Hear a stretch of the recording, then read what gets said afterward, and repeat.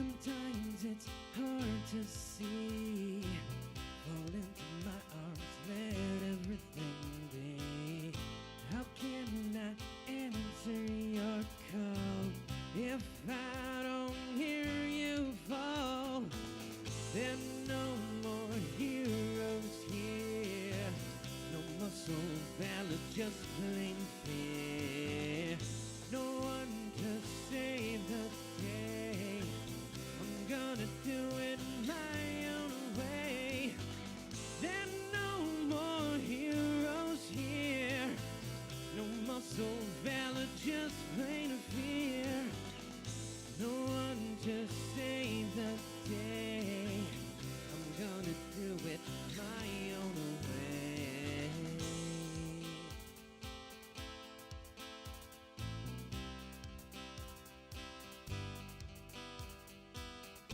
Desolate city street is all my eyes do meet. You ask me why I fear. There are no more heroes here. There are no more heroes here. No more soul valor, just plain fear. No one to save the day.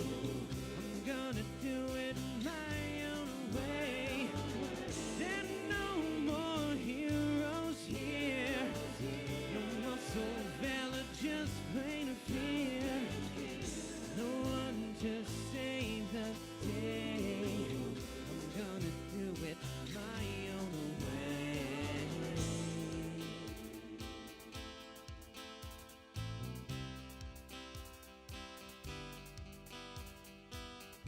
As I rush to the side, gonna have to use all of my might. On your cheek I see a tear. Don't fear, your heroes here. There are no more heroes here. No more soul valor, just plain fear. No one to save the day. I'm gonna do it my own way. There are no more heroes here. No more soul valor, just plain fear. No one to save the day.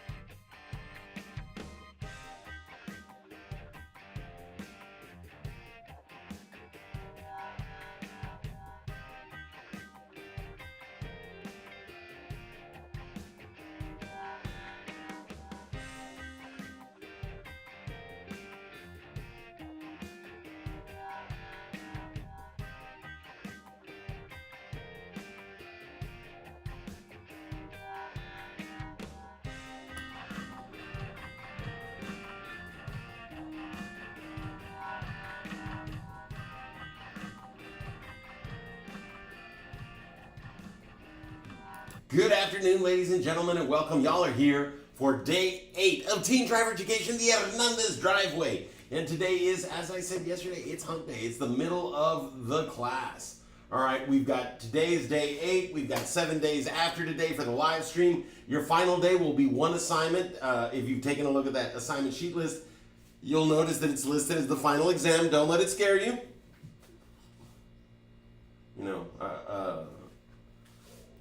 It's your final assignment, yes. But the word exam tends to frighten people. Don't let it frighten you because it'll be all stuff that you know. It'll be stuff that you spent 15 days learning. So no worries about that, folks. But it will take about 2 hours to complete. Right? And then today we're going to be discussing. One second, my stutter just. I know that's weird. It's just me trying to work through it. Didn't happen. Here, let me just switch to camera. Take this opportunity to shut up for a second. Oh, there we go. Hi, everybody. Hope everyone's having a great day. All right, so today is managing risk with the IPDE process, and afterwards, we're going to learn how to fill out the contract for those of you that are going to be missing that. So that you can learn how to make a payment using our online system, as well as see some of the things some of the services that we provide. Should you know someone else, or maybe like see that late charge up on the screen, so that you know for a thing it's real. I'm not just kidding and trying to scare y'all into showing up to class. It's what happens. And I'm going to show y'all how to set those appointments or request those appointments for your teen drives, because appointments for teen drives are done by lottery. All right, every slot available gets requested by X number of people. X is an unknown quantity. It's just whoever happens to do it does it. Sometimes X is 0, and that's really sad because that means the driving instructor could have been taking someone out, but no one wanted to take the time that day. So the more people that request a slot, the less likely you are to get it. The less people that request a slot, the more likely you are to get it. All right, keep that in mind when requesting, because those Saturday, Sunday slots, they go rather quick, but we have more of those days than we do any other. So, it's a mixed bag there, folks. All right, but having said that, let's go ahead and jump into the lesson. As soon as we're done with that, we'll take a look at those 3 things. And here we go. Managing risk with the IPDE process, the Hernandez Driveway. All right, got to have that energy, got to do everything with passion. All right, now, the IPDE process, all right, risk. There are many different types of risk to consider when driving, and they come from different sources, all right? We have driver-contributed factors, such as adjusting the radio, all right? You lean over, you're adjusting the radio, you're staring at the thing, maybe trying to pay attention to what station it's on. Who knows, all right? Being angry, all right? If you are upset about something, if you are driving and thinking about something else, being emotional, I think, is better. If you are emotionally invested in something other than the driving task, that means you're also thinking about that. And when we're driving, we need 100% of our attention on the driving task.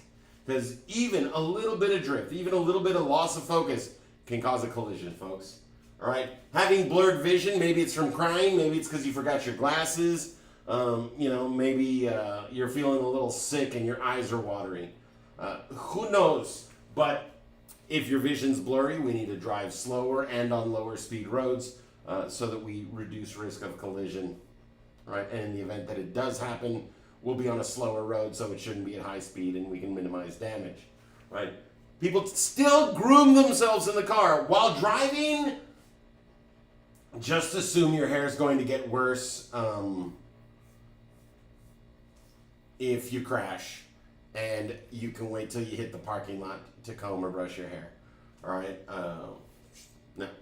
Right? Drinking while driving, and we don't just mean alcoholic beverages. We mean anything at all, because think about how we drink. We take the drink, we hold it to our lips, and we tilt our head back. My eyes just kind of automatically closed as I drank. Yeah, we can use a straw to minimize that, but we're still taking one hand off the wheel, trying not to poke ourselves in the eye with a straw. Hand-eye coordination we got, but, hand with a stick in it, eye coordination, maybe not so much. All right, so even drinking non-alcoholic drinks while driving can pose a risk. Okay, using your cell phone, it's the #1 reason people are getting involved in accidents on the roadway right now. I mean, more so than alcohol, more so than speed. Cell phones are causing accidents left and right, everywhere you look. Right? And then we've got vehicle contributed factors. Right? Bald tires. Bald tires means the tread on your tires is reduced. You are not able to stop the same way. You are not able to accelerate the same way. And in the event that you hit water, you may completely lose control due to hydroplaning. Bald tire is bad. Right? Because what's the problem with them? You got no traction. No traction, you have a reduced ability to drive. Right? Poorly adjusted brakes, dirty windshield. What's the problem with the dirty windshield? Well, if you can't see what's in front of you, you may get into an accident. Right?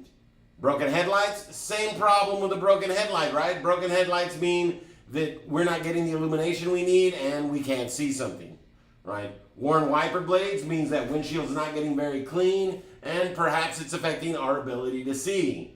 So, yeah, all these things affect our ability to see. Well, what else have we got? We got roadway and environmental factors. Bright sun, well, sun glare, that sun in your eyes, yeah. Once again, you can't see, right? And then what else? We got construction sites, high walls, dark shadows. What's the problem with all that stuff? You can't see. Okay? We can't see around, those big hills of dirt as the road curves. We can't see in the dark shadows underneath the overhanging stuff that they're working on, right? Snow and ice, sharp curves. There's something you can't do around a curve? Oh yeah, once again, it is you can't see. I didn't make it, folk, I just read it. All right. As you can see, seeing is a very important part of driving. Okay? If you can't see something, you can't avoid something, you can't prepare for something. Right? Okay? It's very hard to see something if you are not looking. And if you don't see it, once again, you can't prepare, you get into trouble. Right? Now, the IPDE process is an organized system of seeing, thinking, and then responding. Okay? That's what driving is. You see what's going on around you, you think about that situation, and then you respond to situations that come up. And then you see, you think, you respond. You see, you think, you respond. You see, you think, you respond. Over and over again. Why? Because, well, that's what we got to do to stay safe on the roadways. Right? And once again, that is why, sadly, sometimes we got to turn that radio down to pay attention better. Right? It seems silly, but it's one less distraction, and it actually does let people focus more, right? So in the IPDE process, does anybody remember what the letter I stands for? The letter I in the IPDE process. Anybody got a recollection of that? Anybody savvy as to what that one means? Yes, that is correct. It means identify. Thank you, guys. Right? I stands for identify. And what is it that we identify? We identify potential risks and hazards. We identify other drivers that may be about to do something silly, crazy, or just dumb. We identify hazards that exist all around us because we're looking for them. We look for them, we avoid them, and boom, we stay safe. Now, P. If I stands for identify, what does P stand for? Anybody remember that one? Letter P. First, we identify problems, potential problems, and then we predict. Thank you once again. Right? Yes, we predict. We delve into our minds, use previous experience and knowledge given to us by cool guys with crazy beards, and we try to predict what the potential hazards around us could do. It's very simple. And that's why experience matters. Because once you learn it, once you have that experience, the next time you see something like that happening, it'll be better. It'll be easier for you to predict that that may happen again. Now, D. Anybody else paying attention on that part of the lesson on Monday? What does the letter D stand for in the IPDE process? First we identify, then we predict, and then what's next? What do we do after that?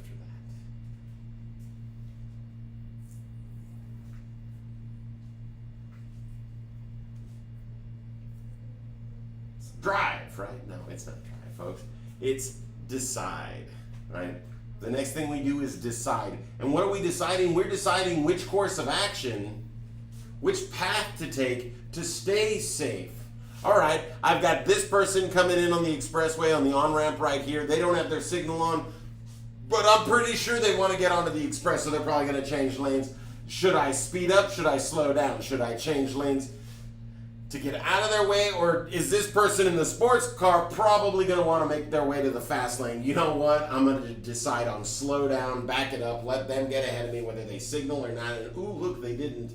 They got to the fast lane and sped up. Because we decide on what the best course of action for us and the situation is going to be if something does happen. Okay? And that just takes a second. Like, oh, look, car. If they start moving into my lane, I'm going to slow down, drop back, give them the gap. That's it. It's as simple as that mental process. And it happens even faster because thought happens without words. So you can think all of that in just a moment. And then E, my favorite word in this. First we identify, then we predict, then we decide, and at last we put our plan into action and we kill them. No, we execute. We execute. We put whatever plan we decided would be best to keep us safe into action, and boom, you stayed safe because you identified potential risks and hazards, predicted how they could affect you, decided what the best thing to do would be, and then you did it. All right, and without even knowing this system, I knew it. Without even knowing this system, I knew exactly what, or I did things exactly this way, and it allowed me to execute and result the minimal issue. So here's the deal. I'm driving down the road one day, and I'm 18 years old. I've freshly got my license, and I'm on my way to university. Speed limit's 55 miles an hour on that road. It's US 107. It's that one that goes to UTRGV from like even all the way over in La Jolla and stuff. It's west of every one of you. And as I'm approaching an intersection, I see a vehicle wiggle. It's like that shack wiggle thing from the Mems, right? And what that means, when you see the back end on a vehicle move back and forth just a little bit, it's not an optical illusion. What's happening is they've stepped on the gas, but they've done so way too hard. So currently they don't have traction. And so now you're playing the when will they take off lottery. Because any moment now, that car is going to start moving, but you don't know when. Now, the instant that I spotted that wiggle, my brain went, identify, boom. Hey, that car is about to peel out and go in front of me. And then predict. And my brain, in the time it took me to say, oh shit, because I saw that happen, my mouth decided to say, oh shit. Well, it wanted to say something just a tad bit longer, but I never finished that statement. The crash happened and interrupted me, right? So in the time it took me to say roughly, oh, I saw her, I realized what was going to happen, and I went into action. I'm like, all right, if I steer that way to go around her, the size of her car, my position, the speed, the distance, I'm going to hit the back end of her vehicle, drag her into the center of the traffic lanes out there. That 18-wheeler that I just saw when I checked my mirrors is going to turn us into chunky salsa. Next, I'm going to go straight, and then I'm going to hit her directly on the driver's side door. She's going to die on impact. Next, I'm going to go right. It's going to drag us into the ditch. We're going to take out the street sign. I'll at least know where I am. Let's go. I identified. I predicted what was going to happen. I predicted if I went that way, we were both going to die. And there was another person in her car. I was alone in mine, so it would have been 3 people. Because there were, in fact, 3 18-wheelers in a row behind us. And that would have been just like taking up the whole road. Going straight would have been a T-bone. When you T-bone someone, you're essentially crashing into them like this. And the worst T-bone is T-bone on a side with a passenger in it. Because then any crush damage that you have, any bit that your vehicle crashes and crushes into the opposing vehicle is also going into a person who happens to be occupying that same space. Those people tend to die due to the very violent trauma that they suddenly experience. That was not going to work for me because I'm a big old wimp when it comes to actually hurting people. I mean, you know, like I'm a standard valley person. If I got to throw down, I got to throw down. But do I want to put someone in the hospital? Do I want to accidentally kill someone for a silly mistake that they made? Absolutely not. I think that there's a better way, but sometimes there's a country song about that. Anyway, so I executed and I cranked the wheel to the left, and when I hit her, I hit the front end of her vehicle and dragged us into the median. And as I thought, we took out the sign, the street sign, and so I looked over on my hood when I was calling the police department and read that I was on 107, and then I picked up my head and 29th Street, just north of McAllen. And that was terrifying, but I did it. I identified, I predicted, I decided, and I executed, and it kept me and her and the passenger that she had in her vehicle fine and dandy. She suffered an injury to the head because, I still hit her on the driver's side of the vehicle, and that cracked her head into the window. But, if she hadn't tried to run a stop sign or try to peel out and beat me across the stop, none of that would have happened. All right? Now, for me, that was a unique and odd experience, and it was one of those time dilation things where everything took a really long time, but it didn't actually take any time. Because like I said, I thought all of those three possible outcomes and made the decision and still managed to turn my wheel. Now, when you're going 55 miles an hour, here's the thing that nobody really mentions to you, but I'm going to tell y'all straight out.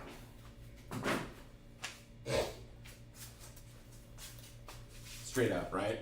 All right, so if you're driving 55 miles an hour and you turn your wheel more than this, you have a higher likelihood of rolling over than you do of staying on all four tires.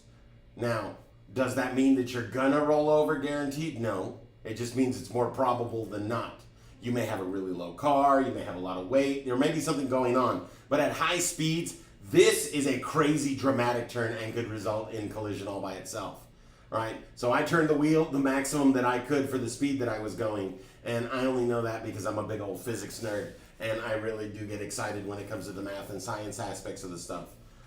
So it's a little cheesy, but there is a maximum amount of response that you can do. Now, someone can go, well, he could have swerved more. No, I really couldn't have, because that would have been worse, because then I would have hit sideways on her vehicle with my full vehicle, and then I would have rolled over their car, crushing it down. They were a little teeny BMW. I was an SUV. And they would have, blunt force crush trauma would have been the cause of death. Same thing as the accident would have been. So there is really only so much that you can do on the roadway when you're going fast, right? So just minimize the accident. But the fact that I get to teach this, the fact that this is a process that can be explained, broken down, and learned is amazing. Because we can apply this to everything that we do, and it'll help give us better outcomes. You want to ask someone out on a date? Identify opportunities to do so. Predict potential things that may affect the outcome. That friend that doesn't like me is there. The friend that does like me is there. Decide on the best way to do it. And then execute. You want to ask your parents for a raise in your allowance.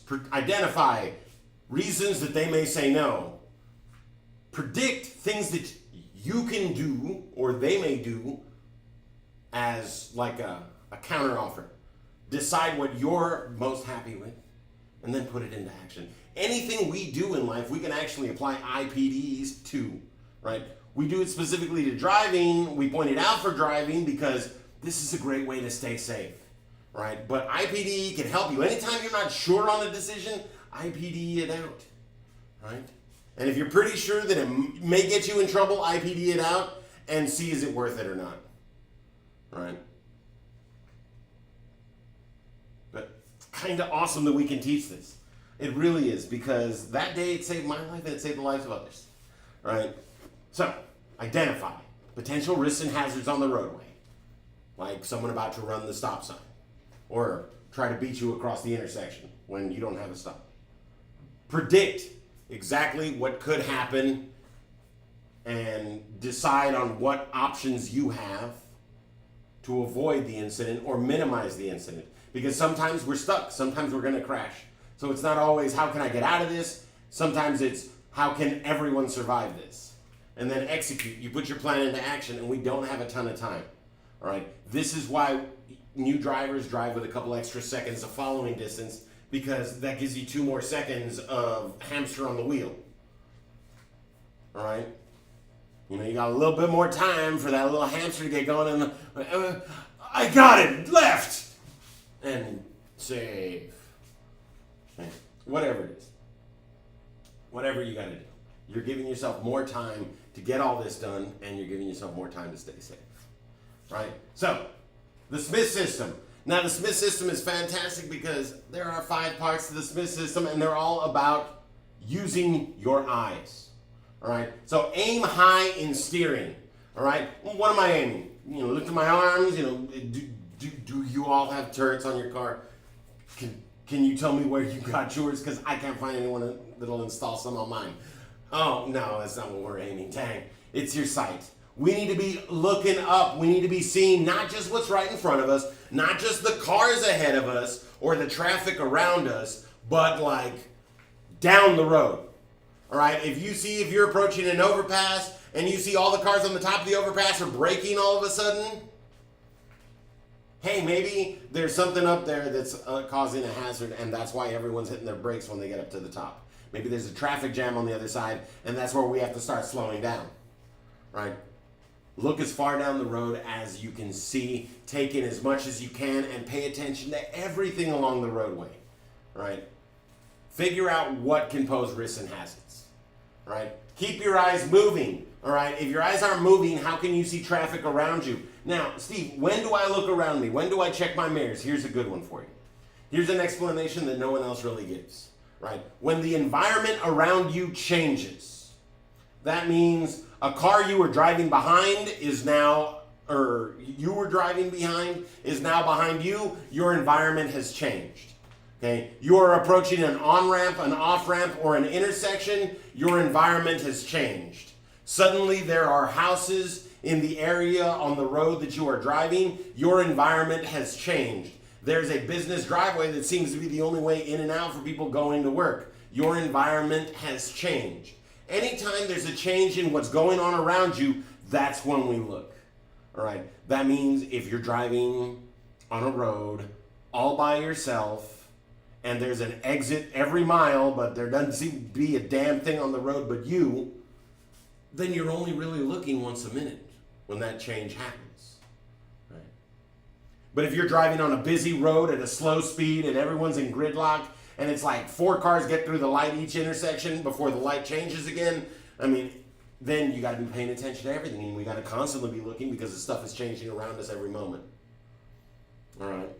That's what keep your eyes moving means. That's how you know you need to check, because something's changed. A car that was behind you is now in front of you. Gotta check. I'm approaching an intersection. I'm approaching an exit, an on-ramp. Gotta check. Because things can change dramatically when we arrive to on-ramps, off-ramps, exits, intersections. Right? Lots of traffic can show up out of nowhere. Right? And you should be rotating between front. Right? And then once there's a change, check your rear view mirror to see how everything's looking behind you, straight back. This also identifies if you have a tailgater. Because if you have a tailgater, remember, we can't just slam on the brakes with a tailgater. We got to slow down carefully because they're too close for us to just hit the brakes. They don't have that 2-second following, that 4-second following distance on the expressway. Right? Then we check the driver's side, because if something happens to the driver, the whole car could be taken out. You know, somebody bumps into the car on the driver's side, hits the driver bangs their head, knocked unconscious. Who's driving the car? So next we check for the driver. And then, because all our passengers matter, we check the passenger side mirror and get the rest of the picture.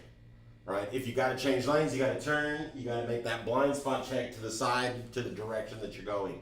Right? Get the big picture. It's not enough to know what's happening in front of you. You have to know what's happening behind you and beside you as well, because all those vehicles can affect your day. All those vehicles could crash into you.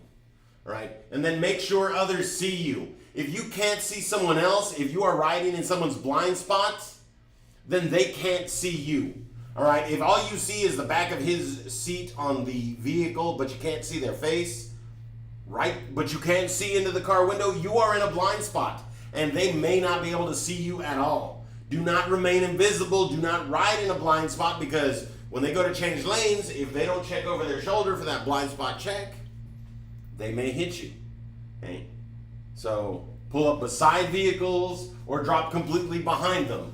But don't ride in their blind spot. Don't stay in a position where a vehicle's not going to be able to see you in the event that it needs to make an evasive maneuver. Because that's what it's really about, right? Like if something happens and they suddenly have to jump lanes, if they didn't know you were there, well, then they're going to jump into your lane in that emergency, and you're not going to have time to adjust. You're just going to get hit. So don't stay in those positions, right? Make sure others see you, and then leave yourself an out. You ever been driving down the road and you see like 15 cars all kind of balled up, and then you like look and there's some cars that are in the middle of that, just completely surrounded by traffic.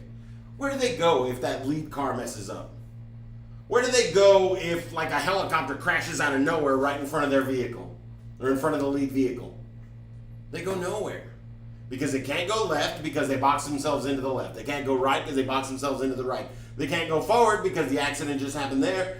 Or, yeah, that would be an accident. And they can't go backwards because there's a collision right there. So what do? They crash. Okay? If you do not leave yourself an out, if you surround yourself completely with traffic, if you do not give yourself a safe spot to go into, to move into, then there is nothing you can do in the event of an emergency except crash. Right? So don't be that person. Leave yourself an escape route, an exit strategy. Right? Now, zone control system, awesome and simple. Okay? There are 6 different zones.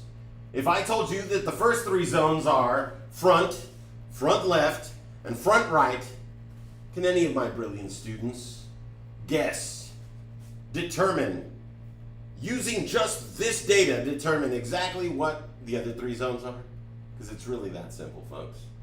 Just think about it for like 3 seconds.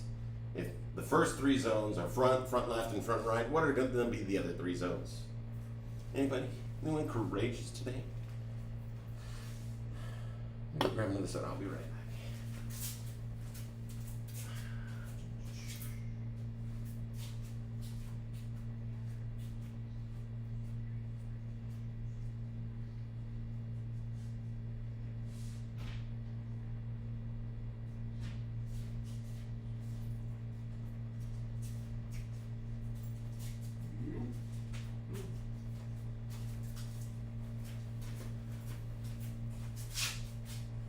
There we go. Thank you for your patience, folks. There we go. I gave you all a little bit of time. Yeah, that's exactly it. Rear left, and rear right. Right?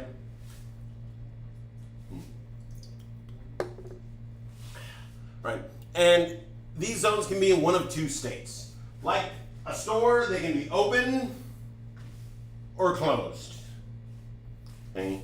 Now, when we say nothing occupying this space, we mean the entire space is 100% clear of obstacles, and you can move directly into it without collision. Right? So if there is a vehicle that is right next to you, it could be occupying both the right front and the right rear zones, because it's blocking you from moving into either of those zones immediately. All right? Closed, or I'm sorry, and then for it to be open, you need to be able to just move clearly through. So if it's open, you can move in, no problems. If it's closed, you're going to crash if you try to move into it. It's that simple.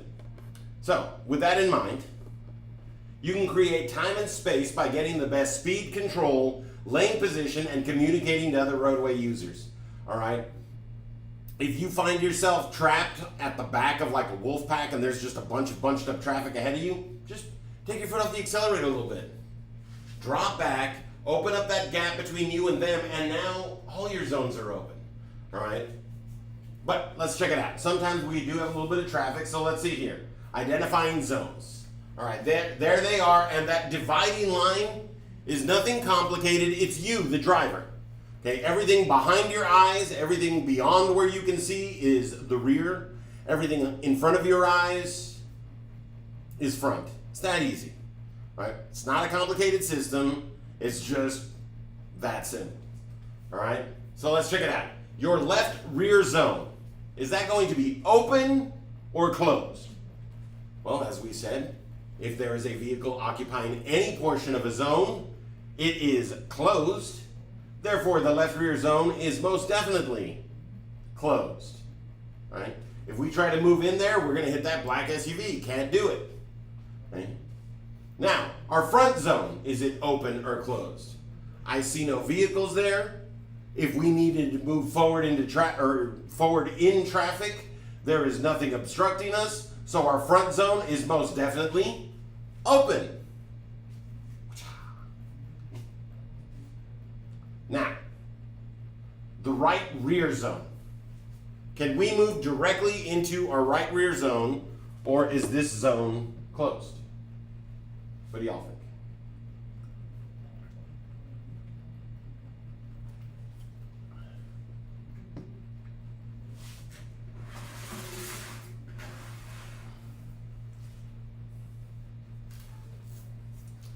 If we move our vehicle, the gray one, directly into that right rear zone,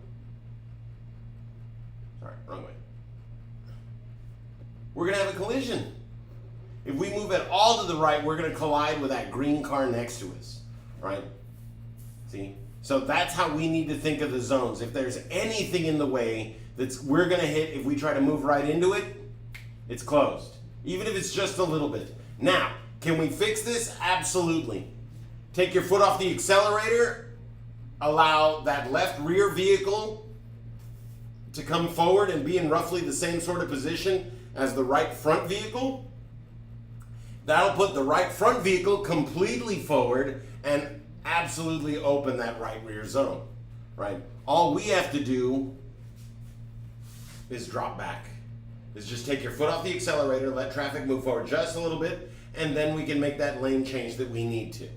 All right, and that's how we need to see the traffic. We need to think of it. Hey, there's something there. All right, doesn't matter if you pay greatest attention in the world as to what it is. If you know there is something there, you can't go there. It doesn't matter what's there. Right? Could be a freaking leprechaun riding a dragon.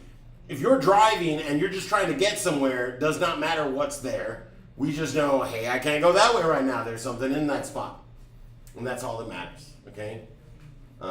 Unless it's an emergency vehicle, always pay close attention to where those things are. Because once those lights come on, we need to get out their way.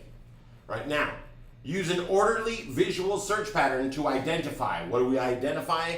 Open and closed zones. Can I move there? Can I not move there? Right? Specific clues, for instance, lights, signs, etc., things that are letting you know what's going on the roadway. Okay? Other users. Because there are other users that do pose hazards to us, right? There's that guy that's on his cell phone, and the law already says that you can talk on the phone, but it's got to be Bluetooth. You got to have some AirPods or a headset or some nonsense on, something hands-free technology, right? And so, Joker on his phone, paying attention. You see him texting and driving. Do we want to be next to or behind that guy? No. I personally, when I see people driving like that, I just drop back in traffic. Make sure that I got like 4 seconds behind them, and then I just chill there and wait for the show. I've got a dash cam, they may need evidence as to what happened. Roadway features and conditions, potholes, guardrails, things like that, okay? Traffic controls, okay? Lights, signs, police. We need to be paying attention to all of these things because all of them could have us stopping at a moment's notice. Could be alerting us to stuff, all right? Anybody see anything wrong in this picture? Take a moment and really look at this image and tell me what's going on here that should not be. Anybody spotted it yet?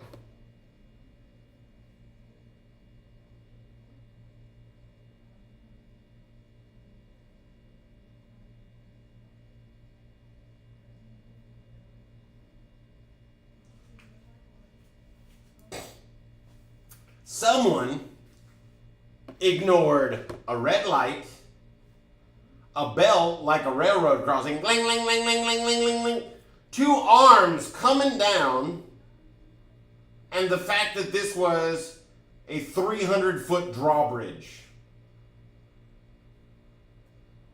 and got themselves stuck up there. because they were not paying attention to what was going on. Yeah. They did not see exactly what was happening ahead of them, and they were real lucky.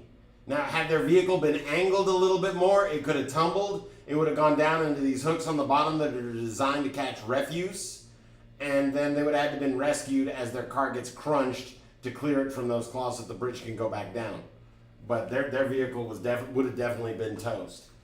They were also very fortunate because if they'd have been about 20 feet further back, they'd have been over the split. And at the very least, they could have damaged their vehicle irreparably when the bridge closed back up. Or they could have fallen into the water, potentially even damaging the boat that was trying to cross underneath. These people just were not paying attention and got into a bad situation, right? Pay attention on the roadway, because when we don't, we're not always this lucky, right?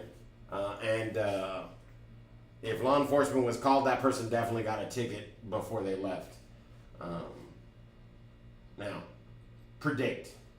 Identify, and now we predict. We use knowledge, judgment, and experience. Right? Well, we predict the action of other users. This person's going to change lanes right now. This person's going to make a multiple lane change. This person is a douche canoe, and they're fixing to weave through traffic like a mad person. We predict the best speed to go to avoid a situation or put ourselves in the proper position for a maneuver. We predict the best direction of travel. You know, sometimes you got to go left, but maybe there's just no way you can, so you're going to go right. Or maybe you're in my situation and you need to predict which direction you're going to jerk the steering wheel before your crash. Okay? Things like that. Right? Control, we have to predict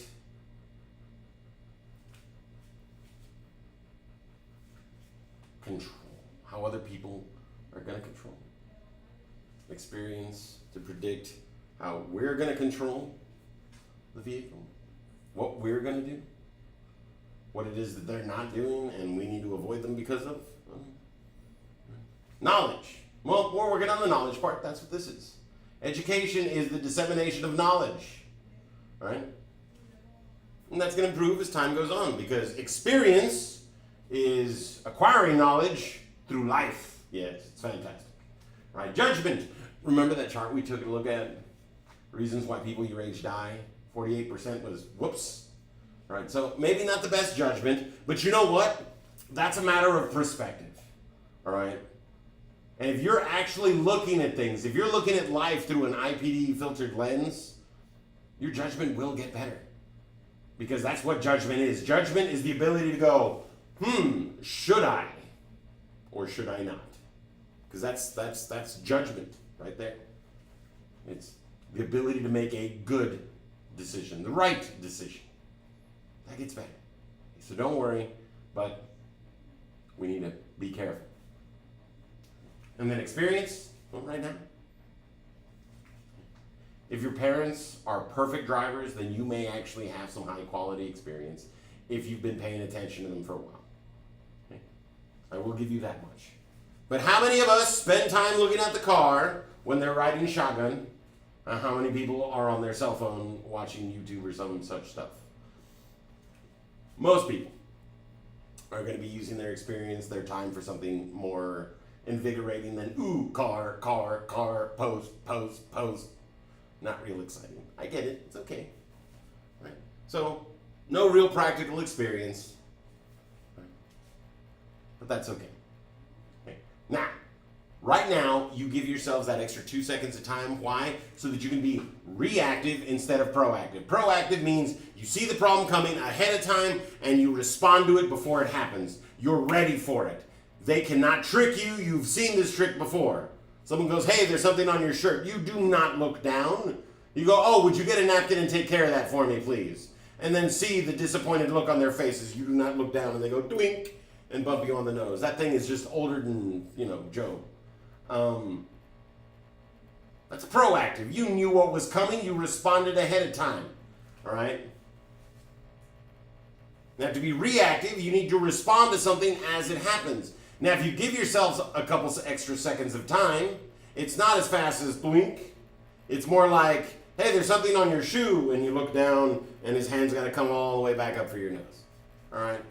So you give yourself extra time, you give yourself extra space to give yourself the ability to respond to stuff as it happens instead of before it does. Okay? Now, what are some things you'd need to look at if you were a driver in this situation? There's like 6 or 7, and most of my classes can at least get 3. So what you got, folks? What are things to look out for if you are a driver in this situation? Right? Where are the potential risks and hazards? Where could a whoopsie occur? Tell me, what's the danger? What danger do we face? And this is just like driving out. Yeah, there we go. Number 1, cars backing out. That red car, that old SUV, that minivan on the other side. Any one of those could be getting ready to just pop right out and not check their mirror and boom. Absolutely. Okay. That's definitely something we have to deal with. And when we have angle parking like this, we can also, our brains can understand that this is probably a shopping district, right? Because the only time they have angle parking is when they need a ton of parking spaces, right? And they need a ton of parking spaces around places where you're mandatory have to go and around places with shopping districts, okay? So keep that in mind when you see these angle spots, because shopping districts mean that there's another issue that could happen at any moment. There's something else that we got to worry about. What else have we got, folks? What else can you think of that we need to look out for in this situation?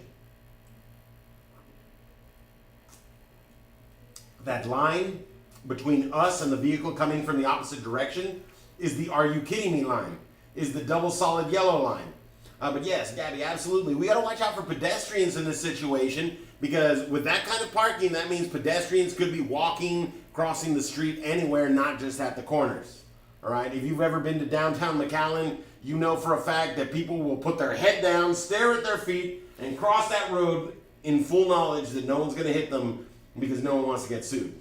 All right, but that's double solid yellow line also tells us that the situation's probably the same on the other side of the road, meaning lots of parking spaces, a little bit of shoulder, so there's nowhere for them to safely go. So now we need to be careful with traffic coming from the opposite direction, because if someone tries to back out into them, they may swerve into our lane to avoid that situation, right? And then not only the cars backing up, but what if the cars backing up are between or on the other side of some people and us, and now the cars ahead of us are suddenly stopping? All right? We got to be paying attention to that. And then the car behind us, maybe they're looking for a parking spot and not really looking at traffic. Okay? Maybe they're about to hit us. There are a lot of things that even just a single moment can cost. Okay? A single instant driving is like 30 opportunities to make a bad mistake. When you choose to do the right thing, you take those 30 opportunities and you throw them away and you continue driving. Right? But just because you're doing everything right doesn't mean everyone else is going to do everything right. So we need to be ready when other people make a mistake. Because remember, there is a law that says you have to protect people from their poor decisions. If someone steps out in front of your car and you have enough room to stop before hitting them, you have to hit them brakes. Even if you don't stop before hitting them and they're just standing there, you need to show that you were trying to stop before hitting them, because you are attempting to protect them from their poor decision. Right? Now, what about this one right here? What do y'all notice? I'm going to point out a couple things. Generally not the first thing people notice is what I'm going to point out. But what's the first thing y'all notice? We've got a parking permit here. This means this is probably university parking somewhere. And that sign off to the left is actually pointed in the opposite direction. And it's way too far in to be a wrong way sign. And the cars all the way down there on the left at the end are actually pointed in this direction. So this road is definitely two-way, and all these cars parked on the side of it have cut it down to less than 2 proper lanes. That's going to be dicey. This is university parking. That means there's going to be people jumping out, running out, trying to get to class. But this red car right in front of us is this old Mustang-looking vehicle right here. maybe a nicer Taurus or something. Its tire is curved out and pointed at the roadway. Are they getting ready to take off? Are they just sitting there waiting for their friend to show up so they can leave? Because the window just above that door looks open. All the other windows have that lovely little glare. That one doesn't. So are they sitting in there? What's going on? You know, that's the first thing that people usually notice. But there's actually at least a half a dozen different hazards here that we got to be watching out for. And any moment, someone could do something silly. Now, here's the great thing about driving. If everyone's doing what they're supposed to, then we don't have a million scary moments a day, right? Then it's cut down to like 5 or 6, right? The opportunity to make a mistake is there every second of the day. But choosing to do the right thing every second cuts down the risk to everyone else. So drive safe, folks. Now, decide to use one or more actions too. Do you change or maintain speed? Do I need to hit the brakes? Do I need to speed up? Do I need to slow down? Am I doing okay? All right. It's not a conscious, or I'm sorry, it is a conscious decision that you must make not to speed as well. All right. Especially when you're driving, if you go from a high-speed road onto a low-speed road, like you're on the expressway going 70, take the exit, turn on to Veterans, speed limit is now 45. Are you going 45? A lot of times, because we were driving fast, we want to get back up to that speed. There's an actual physical need for speed in some people, and we don't pay attention. We just accelerate. Right? We have to be glancing at that speed. We got to be making sure that we are not speeding, and everyone makes that mistake. All right? Me, I go from a road that's 45 to 30, and I have to like check as I'm speeding up to get up to that 30, because if I don't, I'll get up to like 35, I'll drive like that for like a minute, look down, oh, and then I slow down, and the car behind me is suddenly angry, like, hey, you were speeding a minute ago, what's wrong, buddy? Keep going. So we need to pay attention, we need to be looking and make sure we're not speeding. And if you don't think that speed's important, remember that chart about stopping distances. An extra 10 miles an hour at 50 is like another 70 feet, I believe.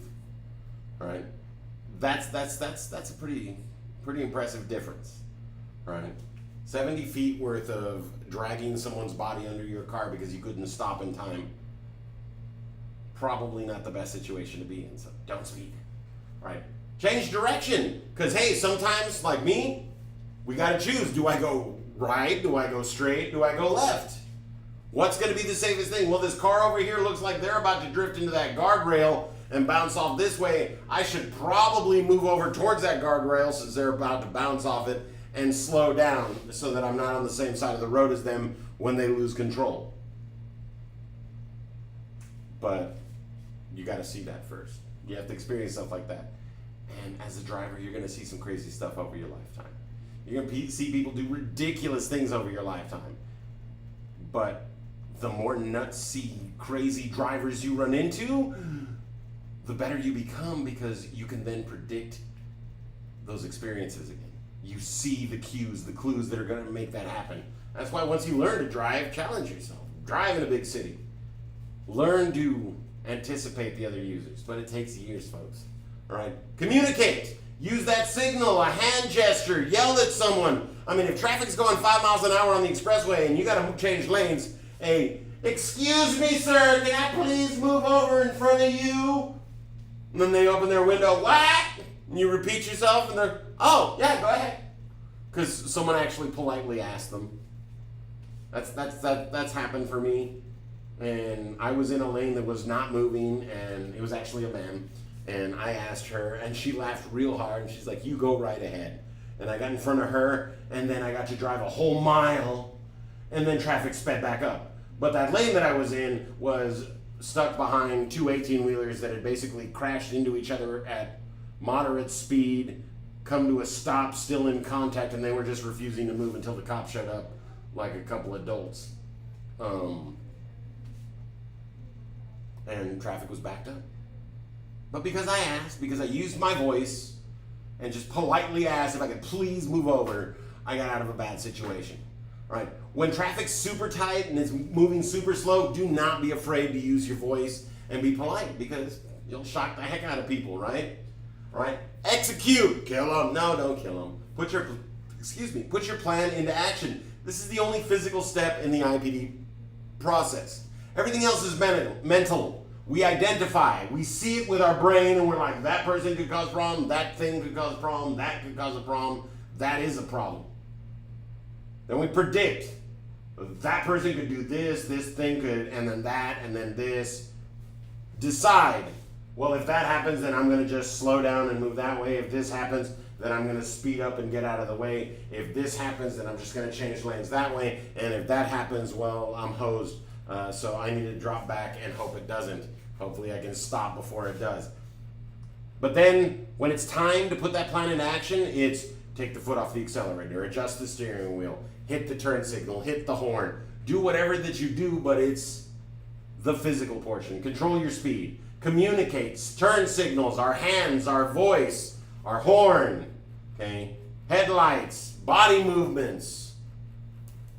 Are you retarded? You know, that's what you ask the other drivers. It's terrible. People will do things on the roadway that puts themselves at risk because they know that you're not going to hit them. They know that you don't want to hit them and you're going to do everything you can to avoid it. Those people need to go off the roadway. Don't worry, they eventually do. But the thing is that all of the things that we do when we're communicating with the other roadway users have an impact. Try not to make them angry. All right? I give them the IPDE salute because, you know, it's at least not as commonly known. Many times you'll need to communicate with a combination of actions. All right? So, to avoid last minute, don't get excited. To avoid last minute moves, you should be looking down the road to where your vehicle will be in about, is that 4 to 6 seconds, 6 to 8 seconds, 8 to 12 seconds, or 12 seconds or more. All right, class ain't over yet. All right. To avoid last minute moves, you should be looking down the road to where your vehicle will be in about. Which of those is best? All right. Number 2, a school bus ahead of you in your lane is stopped with red lights flashing. You should, is that stop and proceed when you think all the children have exited the bus, slow to 25 and pass cautiously, stop as long as the red lights are flashing, or slow to pass if no students are visible. What are you required to do? Okay. Number 3, I'm not even going to ask you number 3, I'm going to explain number 3. When you tailgate other drivers, you can frustrate the other driver and make them angry, right? It is kind of scary to have a vehicle that close, okay? And if you make any kind of mistake or have any kind of emergency, that vehicle has taken a lot of options away from you, and that can upset you. That can upset you a lot. And it can make you feel unsafe. And if you have people in the car, you can feel like it's a personal attack against those people. All right? If you do it to someone else, that's what they're thinking, that's what they're going through. So do not tailgate because it will upset people. Right? Your actions can result in a traffic citation. Absolutely, following too closely, unsafe driving, reckless endangerment. All of those are tickets that you can get for this behavior depending on how close you are. If you actually make contact, even if it's like a barely like a little amount of contact and scare the snot out of the person and a police officer sees that, that would be anything and everything they can slap on you, probably resulting in about 4 citations. Could be enough to lose your license all in one shot, right? So, yes, it is also a citation. We love all of the above, don't we? Okay, you cut your response and ability to avoid problems. All right, let's see. This vehicle is, there's actually a speedometer shot right there, so let me go up real close and see. This vehicle's going 35 miles an hour. Okay. 35 miles an hour, that distance between us and them, that means your vehicle is traveling about 57 feet every second. And you have about 15, maybe 20 feet ahead of you and to that vehicle. So we'd be looking at, you'd have to respond fast enough to like catch a fly out of the air and hit the brakes if they hit the brakes. In order to avoid an accident. And because you're right there, if they don't want to have an accident with you, that means that they have to be prepared for anything that may happen ahead of them, and they have to have an alternate plan to get around or avoid the situation that doesn't involve just braking before you get there because some joker is too close to them from behind and doesn't allow them to brake. Now, this brings up a subject called brake checking. Now, brake checking is this old idea that it's okay to slam on the brakes when someone's following too closely. It happened to me while I was on my motorcycle, nearly cost me my life. Did cost me my motorcycle. I had to let it slide onto the road, hug a pole in the middle of the expressway, and watch some 18-wheelers violate it because someone brake checked me as I was just changing lanes to get around a vehicle that was like hauling dust or dirt or just like fill dirt, and it was pelting me, and I was on a motorcycle. Didn't like that. Right? But when you brake check someone, what you're actually doing is you're attempting to murder them, because having a collision at even 35 miles an hour could be fatal. B, you're attempting to kill yourself because you're both part of that collision. Your car can lose control just as much as they could. So if you have anyone else in the vehicle with you, you're trying to kill yourself and all of your passengers. You're also violating state law because there's that little law that says we protect users from their poor decisions. Brake checking is punishing someone for their poor decision. Therefore, it by itself is against the law. So you could potentially kill them, you could potentially kill yourself, the people in the vehicle with you, by slamming on the brakes when a vehicle follows too closely. So don't ever, ever, ever, ever, ever, ever, ever do that and think it's an okay solution. And if anybody ever tells you, oh, well, you should just brake check them, explain to them that not only is that illegal, but it's potentially murderous and suicidal, all right? Because it is not a joke. Someone slammed on the brakes ahead of me. I hit the brakes on my motorcycle. I went into a side skid and almost hit their car. And, well, like I said, I lost my motorcycle and I had to abandon it or die. I chose to abandon it. Okay choice, I guess. Not one I wanted to have to make. So yes, for this one, it is all of the above. All right. Now, the safest precaution you can take when driving or regarding the use of a cell phone and driving is the one you like the least. So is that going to be use a hands-free device? You can keep both hands on the steering wheel. Keep your phone within easy reach so you won't have to take your eyes off the road when you need to use it. Wait until your car is stopped and out of traffic to call, or make sure you have a safe following distance before calling. One of those is the right answer. 3 of those is wrong. It's very simple, though. It's the one you hate the most. Now, you see a traffic officer holding this sign, you should obey his or her instructions. Well, traffic officers, we obey their instructions all of the time. Once again, I'm not going to explain this one. I'm not going to read the answers on this one. This one is obvious, and we need to recognize that. Any individual standing in the roadway for the purposes of directing traffic is putting their life on the line so you can get somewhere faster. So we follow their instructions all the time so we don't accidentally hit them, so no one else accidentally hits them. Now, you must obey instructions from school crossing guards. Is that at all times, only during school hours, unless you don't see children present, or only if you see, or if there are no traffic lights. Okay? If there is a crossing guard outside of a school holding up a sign telling you to stop, stop. If they start waving through invisible people, call 911, let them know someone's nuts. Otherwise, you stop and you wait. You see like 30 people with knives and guns rushing your car to go rob you, then feel free to take off and disregard this obvious, trap from a GTA, mission. A school crossing guard is going to protect students. I've done after school stuff and gotten home at 2 in the morning, at 3 in the morning, been leaving for a trip at 4 in the morning, or 5 in the morning, or 6 in the morning, getting back from stuff at 5 in the afternoon on a Sunday. Okay? Folks, school trips happen whenever. Okay? Don't think just because it's outside of school hours or way outside of school hours or even school days that a school crossing guard is not legit doing their job. All right? Respect them first, and then if they show you their nuts, then you get them some help and take off. All right? Number 1, to avoid last-minute moves, you should be looking down at the road where your vehicle will be in about 12 seconds or more. Okay? Number 2, a school bus ahead in your lane is stopped with the red lights flashing. You should stop as long as the red lights are still flashing. Number 3, all of the above. Do not tailgate And if someone else is tailgating you, the best solution for them is take your foot off the accelerator. You'll start to slow down, they'll get annoyed, they'll go around you, all right? Or at the very least, you'll push them back to slow enough speed that then you can start accelerating, get back to speed, and if they don't figure it out, you do it to them again. All right.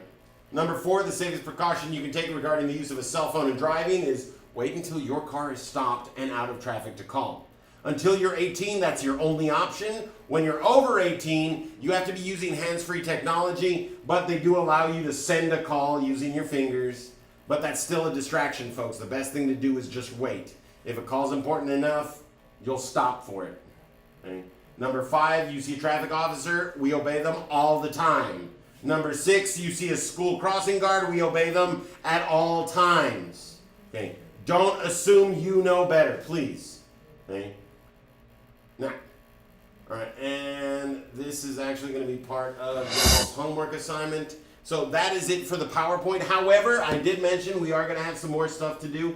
I'm going to be giving y'all a tour of our website, showing y'all exactly how you can post a payment to your account, how you can get that team contract filled out, and also how you can set yourself up with requests for your team drives once you've gotten your permit. All right, so let's start at the end. What have we got? Register for classes. So you want to schedule yourself for team drives? Kitty Fantastic. That's from Buffy the Vampire Slayer. It's actually Kitty Fantastico. I don't know how I messed that up. Here, let me get this chat popped out so I can be on another page. Hey, what's going on? Why can't I see it? Oh, there it is. Okay. And no. Pop out the chat. Set it right there. All right. If y'all have any questions about this stuff, please let me know.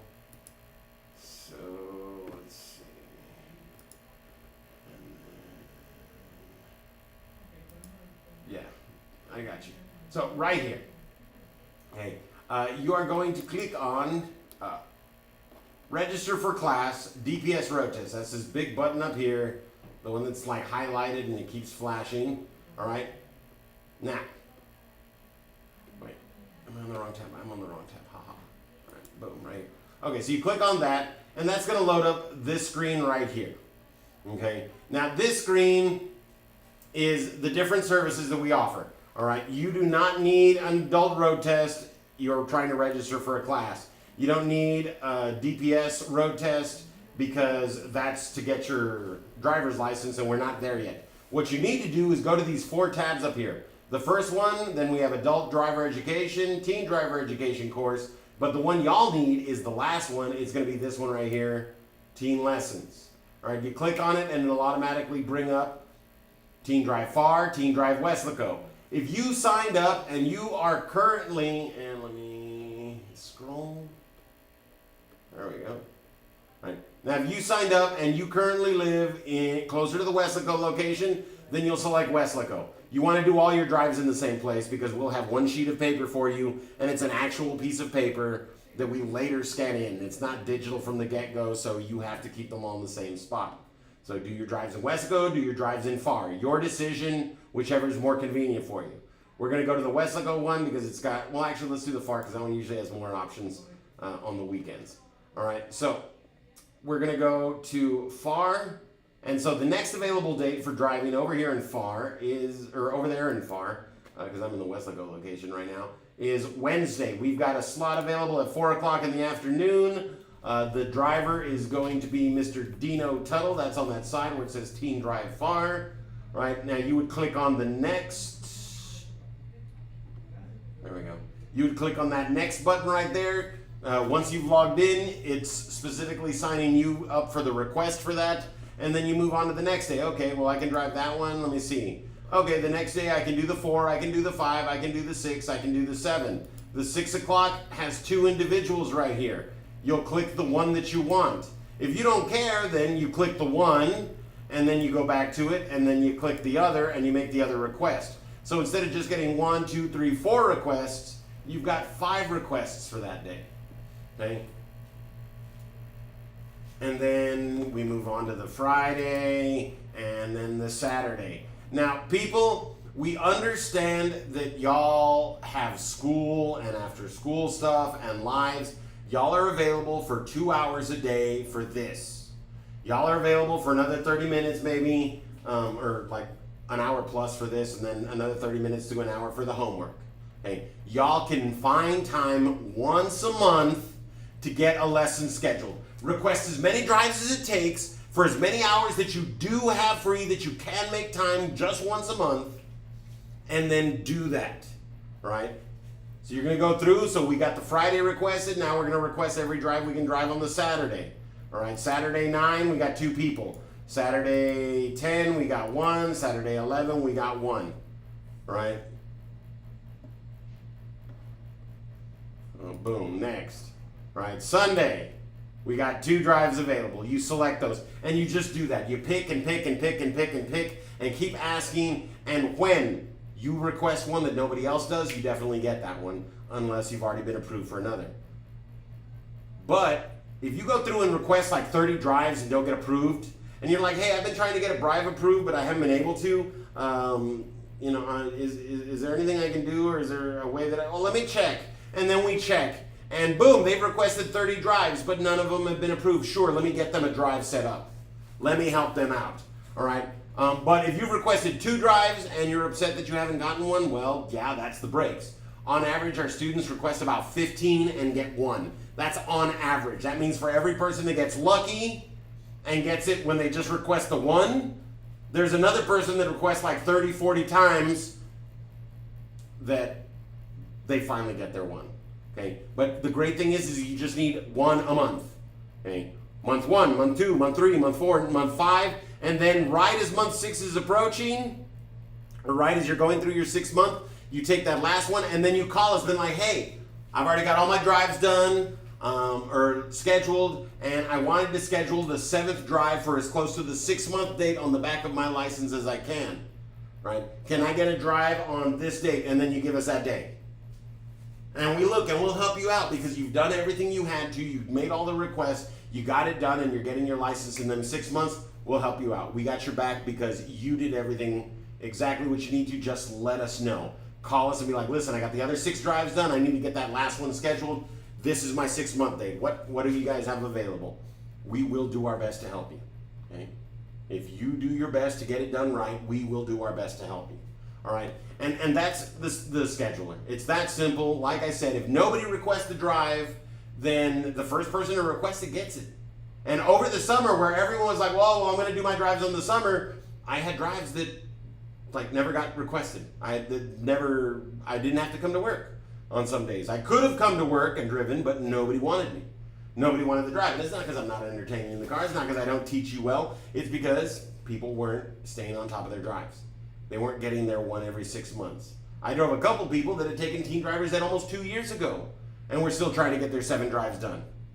And weren't practicing on top of it. So it wasn't like, well, let's just finish you up. They still needed to learn how to drive. Please do not do that to yourselves, folks.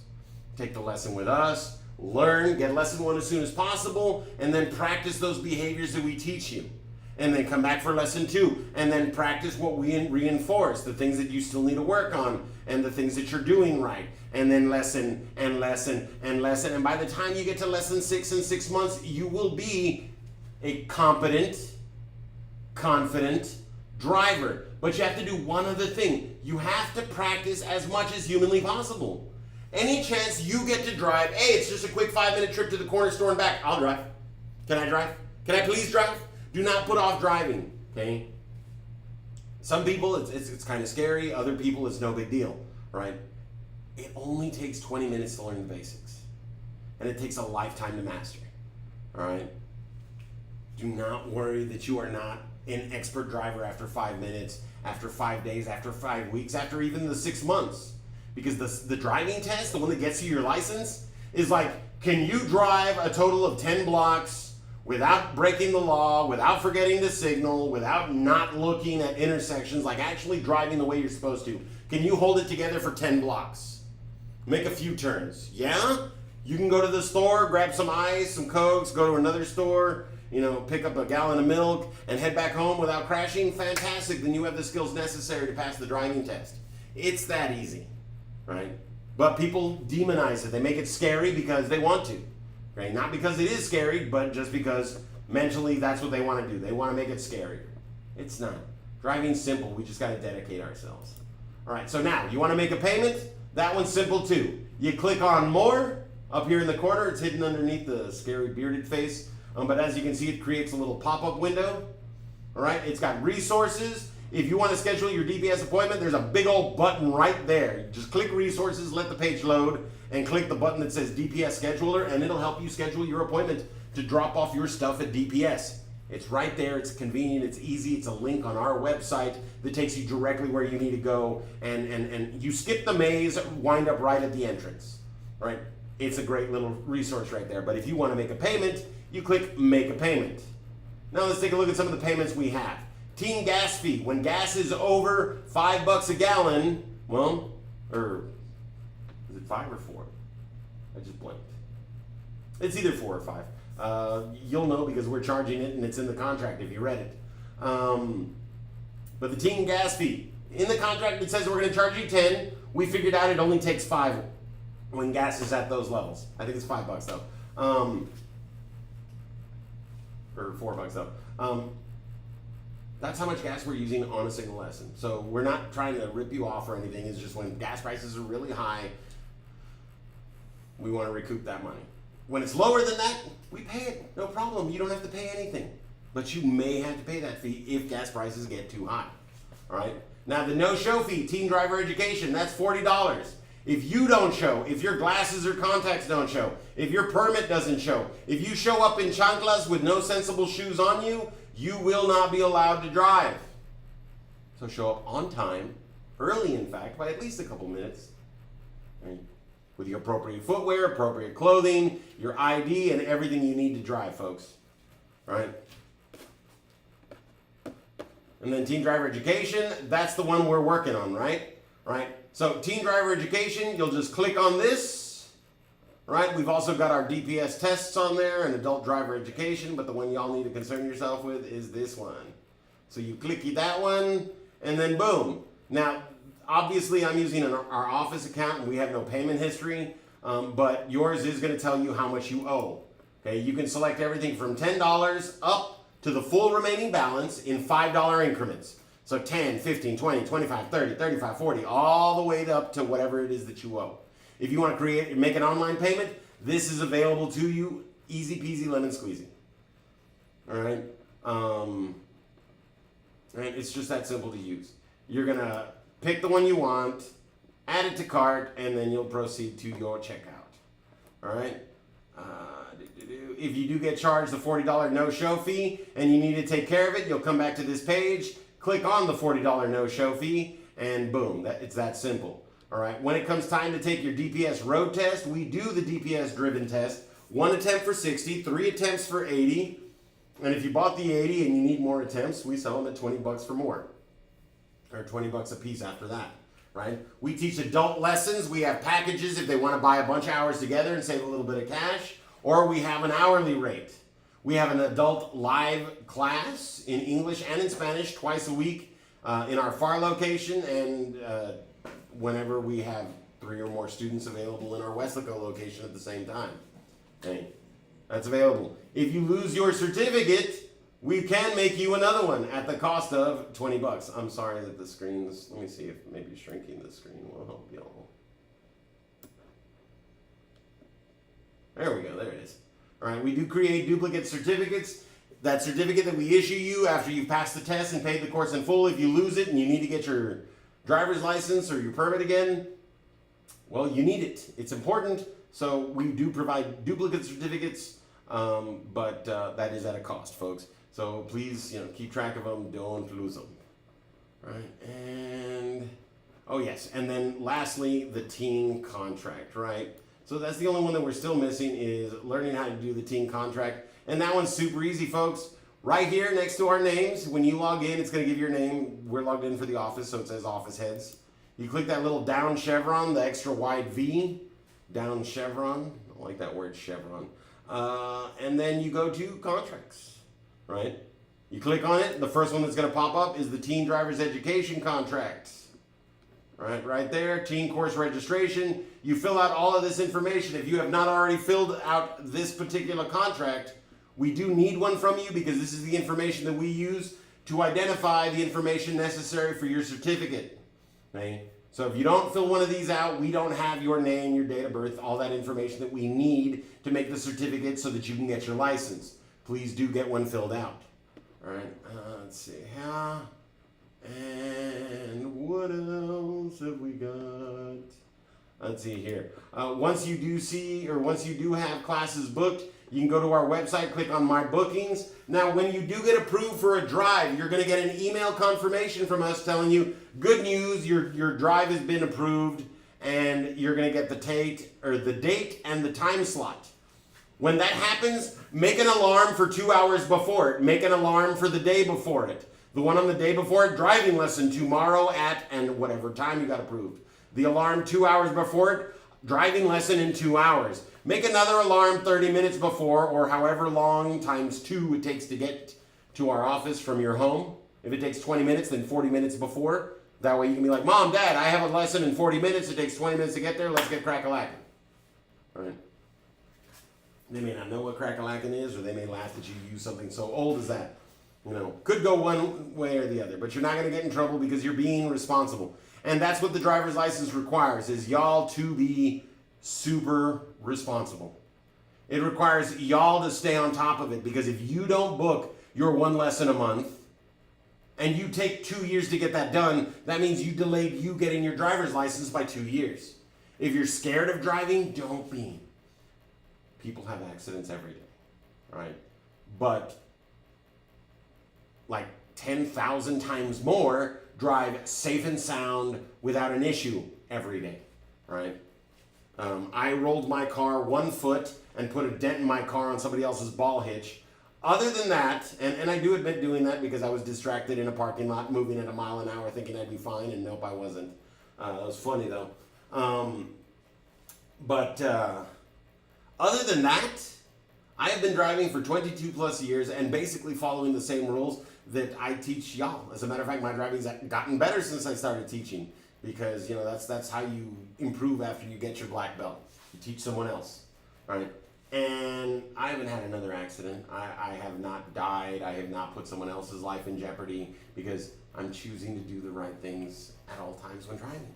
When we all get there, folks, that's when driving gets easy. That's when driving gets so awesome. All right. Now, does anyone else have any other questions, issues, or concerns? Anything else that I can help y'all out with? And I'm just going to click on resources right quick so I can show you a couple of those while I wait for some of those to come up with. And then when do we get your permit? All right. So once you have passed the DPS exam and paid for the course in full, then you get everything on that sheet, that checklist together, or we're going to generate a certificate for you and give it to you. That certificate's going to come with the checklist and a couple other pieces of paper, and that's when you get the envelope. All right, so you have to pay for the class in full and pass the DPS exam. That's when you get the envelope. Once you have the envelope, you get all those things that it says you need together, and then you go submit that at DPS to get the permit. All right, when you're ready to get a scheduled appointment at the DPS, this giant button that says go to scheduler right here. You just click on that and it will take you straight to the scheduler on the city that you select. When are all assignments turned in? Well, we expect you to do assignments daily, Diego, but realistically, the sooner you finish all the assignments, the sooner you get to move on to the driving portion. You do have to complete day 1 through 5 to get the DPS exam. And you should be watching the previous live stream videos. It explains everything. It's just like making it to the live stream. You're just watching it detrás. But yeah, you complete 1 through 5. You get that DPS. You pass the DPS, pay the course in full. You get the certificate. Then you click on go to scheduler, and that lets you go straight to the scheduler. All right. When it's time to get your license, we also have the impact course registration for teens and adults. You'll obviously all click teen, because you're taking teen driver's ed. You click on that one and you'll watch the video. It'll give you a certificate after you answer a few questions, and you'll need to do that within 30 days of taking the test for your driving exam, but like the driven test. When you're gonna take the driven test, you have to watch the impact video before then. All right, it's only good for 30 days, so watch it like a couple days before your driving test, and you'll be good to go. Invite the family to watch because it's super sad and will hopefully prevent anyone from like driving while distracted. I mean, those videos get like hard. All right, there is the Texas Driver's Handbook link. Okay, should you want to read the whole thing cover to cover, there it is. We have it broken up, and we give you the chapters as they're needed for the assignments. All right, the 30-hour parent log tells you what hours you have to do. Are we supposed to be in the DPS already? Well, I mean, if you've already taken the DPS exam, or if you've already qualified for it by doing all the assignments, day 1, 2, 3, 4, and 5, you should have received the DPS exam as an email to the email you were registered under. We could be in your spam box, so please look for that thoroughly. Once you pass that, like you're done with the DPS written exam. The DPS driving exam is like 6 months after you get your permit and after you've got those 7 lessons done. All right, so I'm not sure exactly what you're asking. Should you have already gotten the DPS test if you've done those first 5 assignments? Yes. Can you already be getting your permits? Wednesday or Thursday of this week is generally when the first certificates are generated. If you've already paid for the course in full and have already passed the DPS exam, you can call the office that you registered through, Far or Weslaco, and see if your certificate's already ready. It may just be waiting for you in a drawer. All right, but when you are driving, along with those 7 drives with us and the 6 months of waiting, you have a 30-hour log. We give you a copy in the envelope, but if you lose it, right here on resources, we got the thing where you can download it and do it again.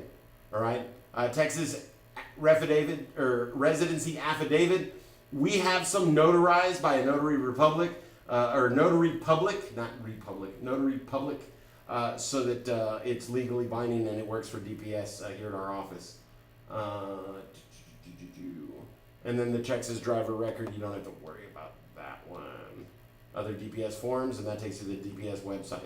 All right, folks, and I mean, we try to make it easy for y'all. We provide you with all the resources and materials available, and keep things as simple as we can, but it does require effort from your end, all right? Because this is adulting 101.